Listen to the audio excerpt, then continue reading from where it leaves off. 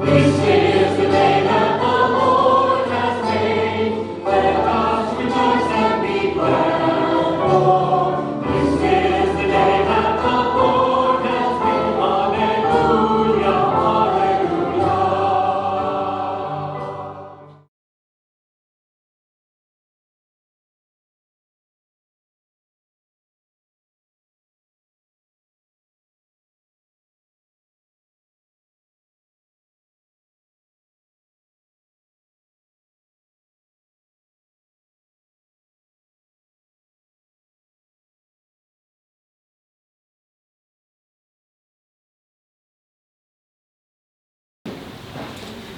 A reading from the beginning of the book of the prophet Daniel.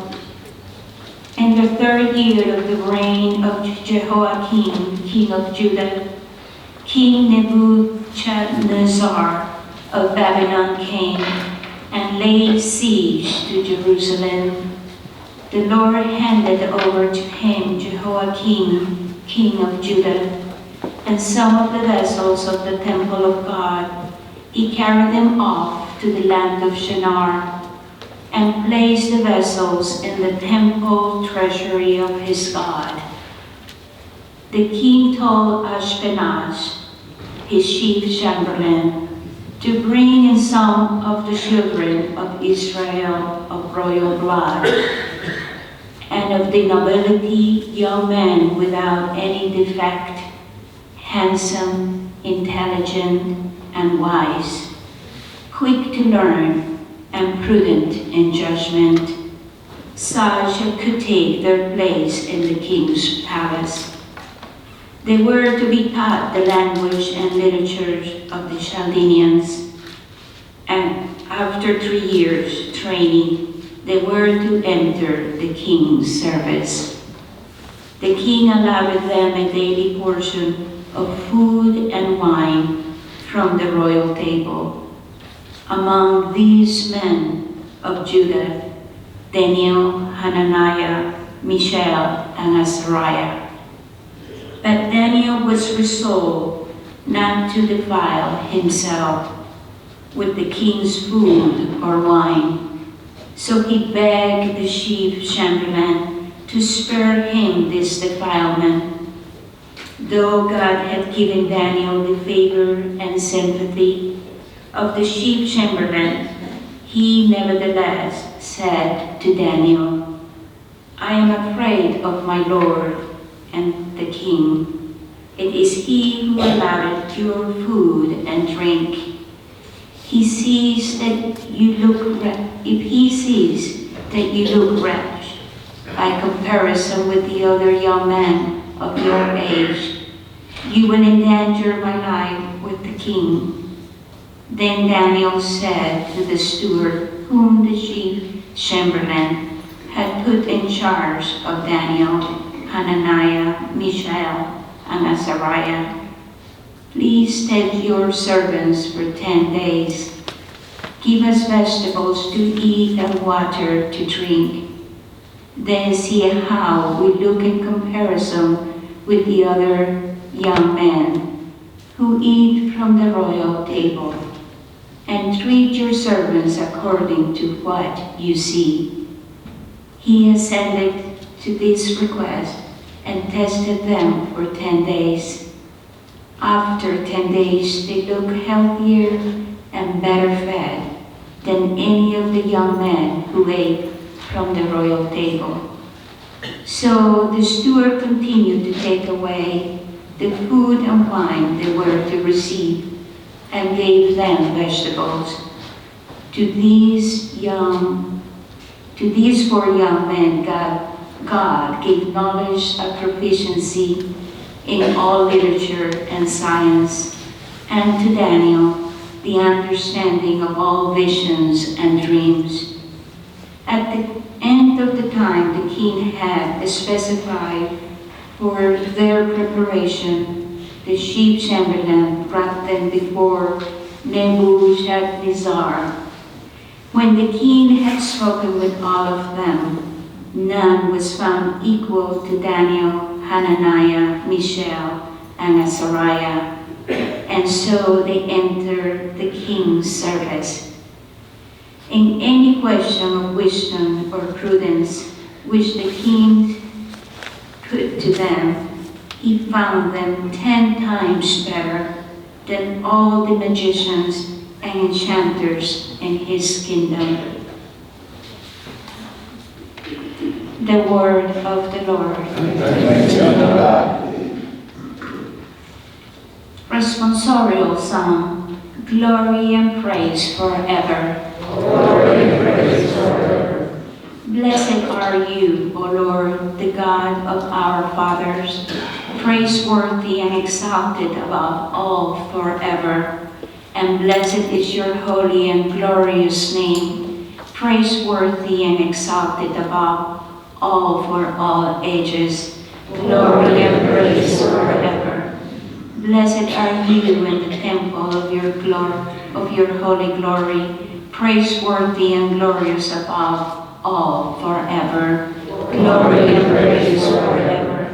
Blessed are you on the throne of your kingdom, praiseworthy and exalted above all forever. Glory and praise forever. Blessed are you who look into the depths from your throne upon the cherubim, praiseworthy and exalted above all forever. Glory and praise forever. Blessed are you in the firmament of heaven, praiseworthy and glorious forever. Glory and praise forever. Alleluia, alleluia. Alleluia, alleluia. Stay awake, for you do not know when the Son of Man will come. Alleluia, alleluia.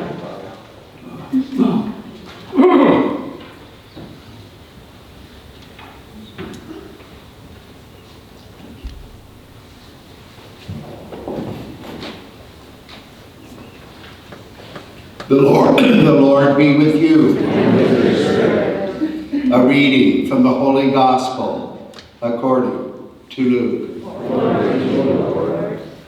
When Jesus looked up, he saw some wealthy people putting their offerings into the treasury, and he noticed a poor widow putting in 2 small coins. He said, I tell you truly, this poor widow put in more than all the rest.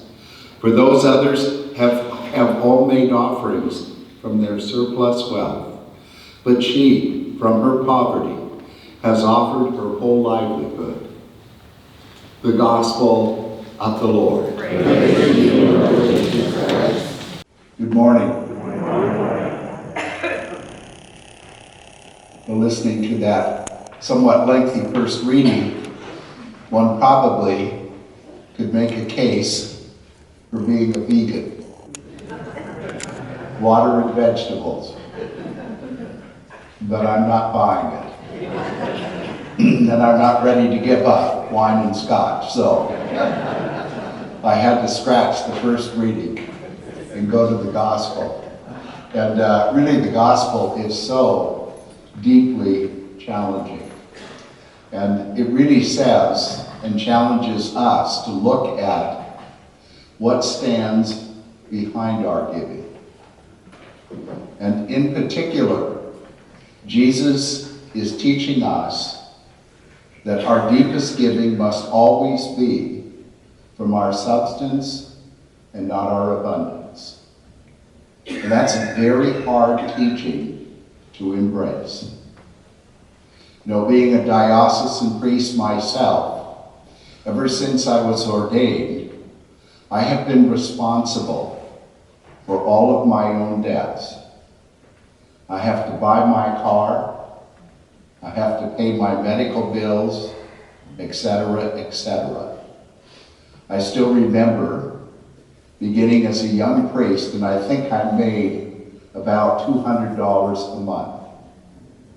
Well, that grew over the years. But trust me, I didn't become a priest to be wealthy. But the one thing I have learned over the years is I can be content with what I have. God has always provided, And unfortunately, I haven't always followed God's example of giving from substance rather than abundance. Think for a moment of John 3:16. God so loved the world that God gave the only begotten Son. God took the most precious gift God had and poured it out on us. And Jesus took the most precious gift he had, his life, and he poured it out on us. You know, his giving, like the Father's, was from substance, not surplus. And I would have to say, I'm still moving towards substance versus surplus. I have no trouble giving from my surplus. I have no trouble writing a $200 check for something so long as I know I still have $5,000 over here. Giving from surplus is not challenging. Learning to give from substance is.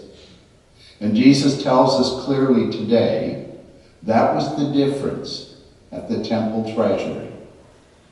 The rich were giving much greater gifts than that poor widow could give. But they were giving from surplus, not substance. She reached into her substance and gave everything. And therein lay the difference. And one day, every one of us is going to have to give from our substance. And we call that moment death. We will have to give absolutely everything. I think Jesus would counsel us, try to reach into substance a little more from time to time. And it may make that final, last, complete, substantial giving a little easier to make.